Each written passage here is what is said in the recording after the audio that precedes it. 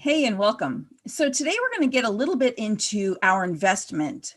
And what I'm talking about, I'm not talking about financial investment. We'll get into that later. What I am talking about is how we invest our thoughts. How we invest our thoughts in ourselves, in other people. And we talked about that a little bit when I was talking about how I would see myself in other women. But now I'm going to talk about how the thoughts that I had about myself preceded the experiences that I had with the other people who were telling me that I was fat. And I know that I had thoughts that I was fat when I was even a toddler, because I remember when I was little, my dad used to call me pumpkin all the time. And when I was about 3, I asked my mother, "Mommy, why does Daddy call me pumpkin?" And she was like, "Oh, sweetie, he just loves you so much and he's always wanted a pumpkin of his very own. So that's why he calls you pumpkin.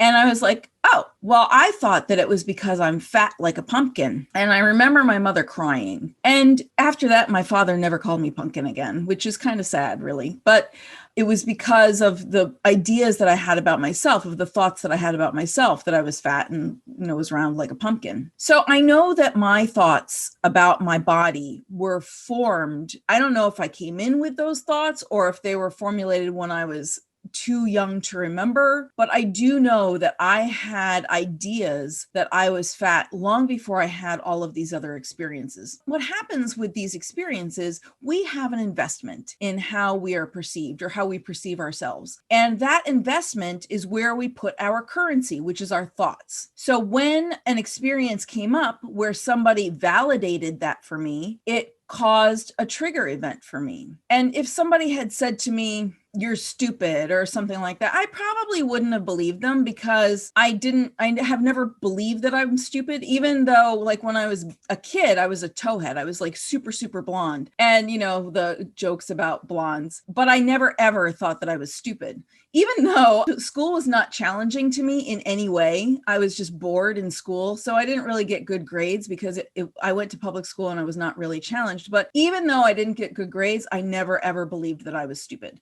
So that's something that I didn't have an investment in, but all of the body image stuff I did. So that was where I paid attention. That's where my investment was. And that's where my core trauma was established. So what I would love for you to do today is try and think back on your own life and see where you may have had those thoughts before the experience happened, and see where your investment has been in yourself. Is it in your intelligence? Is it in your body? Is it in your ability to do things? Do you feel helpless? What might that be? And once you can identify what that is, it starts to help you to gain more compassion and forgiveness.